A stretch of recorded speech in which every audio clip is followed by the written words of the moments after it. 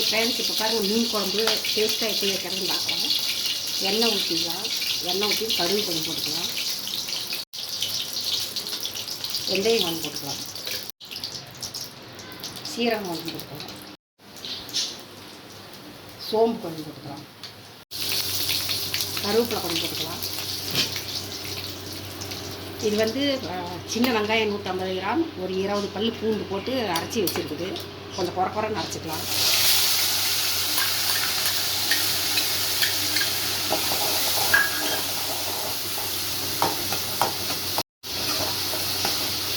சின்ன வெங்காயமும் பூண்டும் நல்லா பச்சை வாசனை போகிற அளவுக்கு நல்லா வதக்கிடலாம்.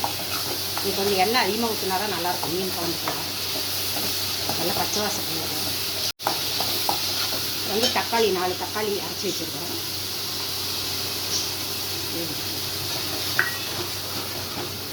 புளி கொஞ்சம் கம்மியாக ஊற்றிட்டு தக்காளி கொஞ்சம் சேர்த்து போட்டுக்கலாம். மஞ்சத்தூள் கொஞ்சம் போட்டுக்கலாம்.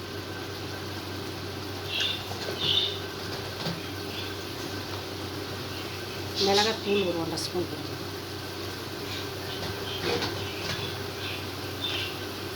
மல்லித்தூள் ஒரு 2 ஸ்பூன் போட்டுக்கலாம்.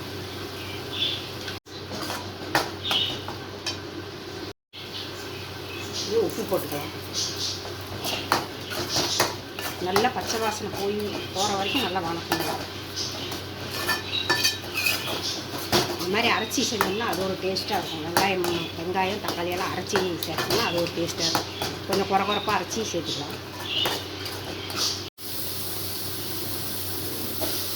இப்போ வந்து நம்ம தக்காளி வெங்காயம்லாம் பச்சையாக தான் அரைச்சி போட்டுக்கோம். பூண்டெல்லாம்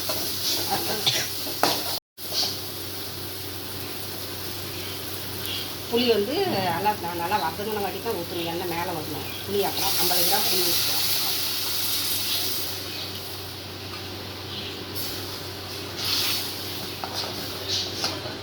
தக்காளி வெங்காயமெல்லாம் நல்லா வதங்கிடணும். வதங்கினதுக்கு அப்புறம் தான் புளி ஊற்றணும். இப்போ கொஞ்சமாக வெந்தய பொடி போட்டுக்கலாம். வாசமாக இருக்கும். நல்லா வெந்தயமும் தாளிக்கமும் போட்டுக்கலாம். கொஞ்சம் வெந்தய பொடி போட்டிங்கன்னா நல்லா வாசமாக இருக்கும். நல்லா கொதித்து வந்தோடனே தேங்காய் பால் ஊற்றிக்கலாம். நல்லா 5 நிமிஷம் கொதிக்கிட்டோம். இப்போ புளியெல்லாம் ஊற்றி நல்லா கொதிச்சு வந்துருச்சு. பச்சையெல்லாம் வாசனை வச்சு பச்சை அரைச்சிது. இப்போ வந்து தேங்காய் பால் ஊற்றலாம். ஒரு மூடி அரைச்சா தேங்காய் பால் ஊற்றலாம்.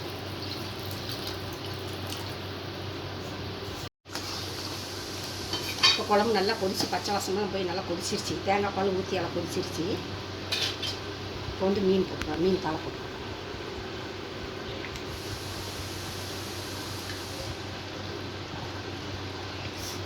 குழம்பு சுட சுட சாப்பாட்டில் ஊற்றி சாப்பிட்டிங்கன்னா சாப்பிட்டுட்டே இருக்கலாம் போல் தோணும். டேஸ்ட்டு ஒரு கொதி வந்தோடனே இறக்கிடலாம். இப்போ பாருங்கள் மீன் நல்லா வெந்துருச்சு. அடுப்பு ஆஃப் பண்ணிடலாம்.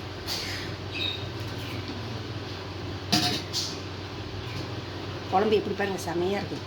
டேஸ்ட்டு ஊற்றி சாப்பிட்டிங்கன்னா அப்படியே தலையை வச்சு சாப்பாட்டில் சுட சுட போட்டு சாப்பிட்டிங்கன்னா டேஸ்ட்டு வேறு லெவல்.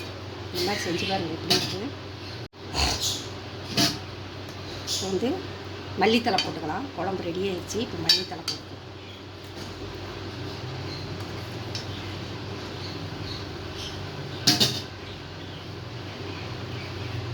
மீன் குழம்பு சுவையான டேஸ்டியான மீன் குழம்பு ரெடி ஆகிடுச்சு. இந்த மாதிரி நீங்களும் செஞ்சு பார்த்துட்டு எப்படி இருக்குன்னு பிடிச்சிருந்தா லைக் பண்ணுங்கள், சப்ஸ்கிரைப் பண்ணுங்கள். வாங்க சாப்பிட்லாம்.